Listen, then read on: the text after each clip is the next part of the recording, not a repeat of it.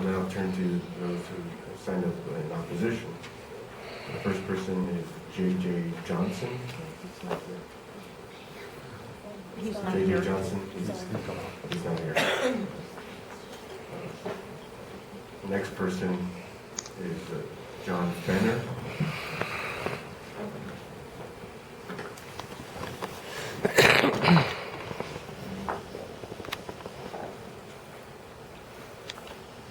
My name is John Fenner. Do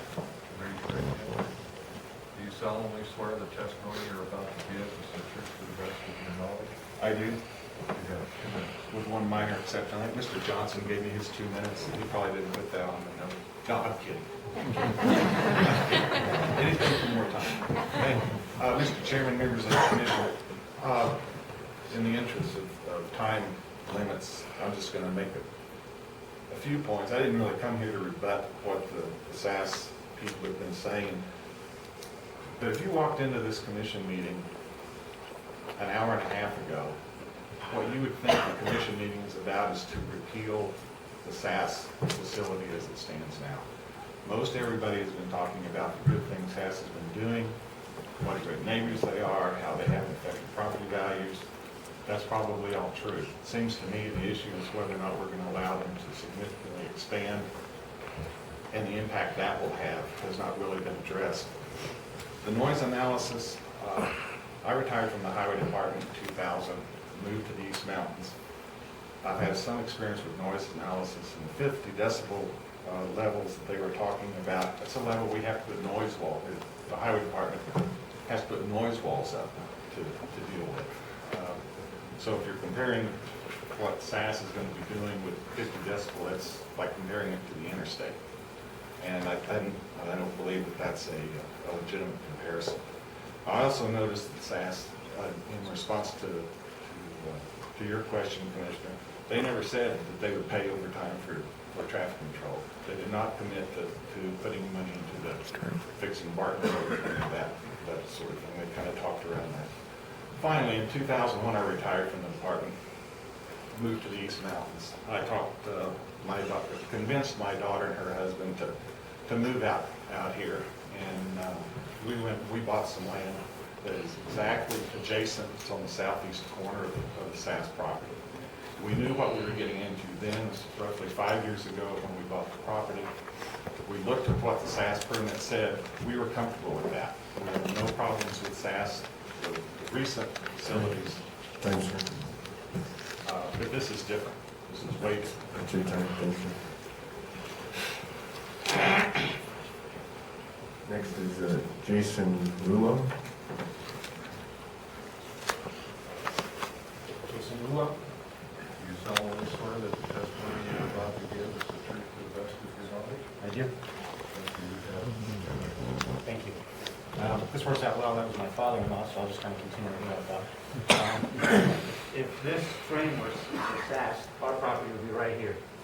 We have 10 acres there, and as I said, when we bought it, we knew and we're comfortable with the situation, no problem. What we are completely opposed to is an open firing range. We think it's very inappropriate. That's my daughter there. She's 2. My son's 5. He goes to the elementary school on Route 66, which we also have now safety concerns with traffic from the other, situation, the other events and whatnot.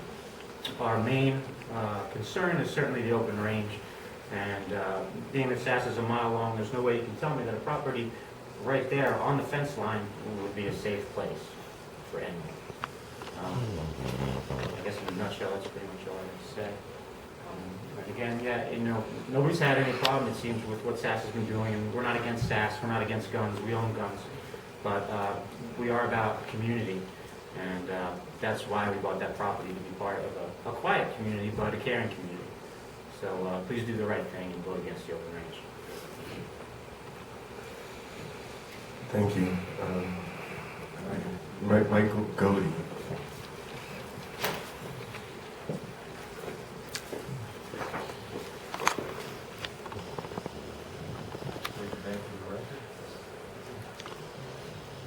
My name is Michael Godey, and I'm going to address mainly Raise your right hand, Mr. Cody. Do you solemnly swear that the testimony you're about to give is the truth to the best of your knowledge? Yes. I'm going to address only one issue, and the main issue is roads.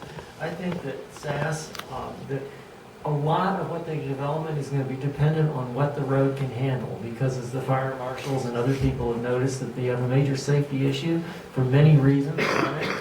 And I think that one of the costs of development is to have SASS do the improvements on the roads that are needed, not on a promise. But they need to do that on a contingent to have anything approved, any change, and maybe even with their present zoning, because they've already had problems with it, and definitely with any changes, because really the limiting factor from a road point of view is going to be what that road can handle, how that road can be. And I suggest again that they pave the road in all three counties. They pay for it, because as we know from this meeting, that this county doesn't have a lot of money for roads. And this would be a price of part of their development. As you notice, that the citizens in the area had to do a lot of the work on their own roads to get in and out. Why is SASS any different? That's my main issue. And of course, the other one is, the timing and when these events take place. I think that they're asking for the world, and they don't need the world. And I think in the long term, as a business in SASS, I think we'd be better off with a road for their own survival, a road that would fit what they do and have events that are appropriate to the area. Thank you. Thank you. That was the last speaker that we had on our list. Was there anybody that was signed up that had not taken their time that we have missed? Seeing none, as we had discussed at the beginning, the applicant will now have an opportunity for rebuttal. So they're prepared. Come on up for rebuttal. Thank you.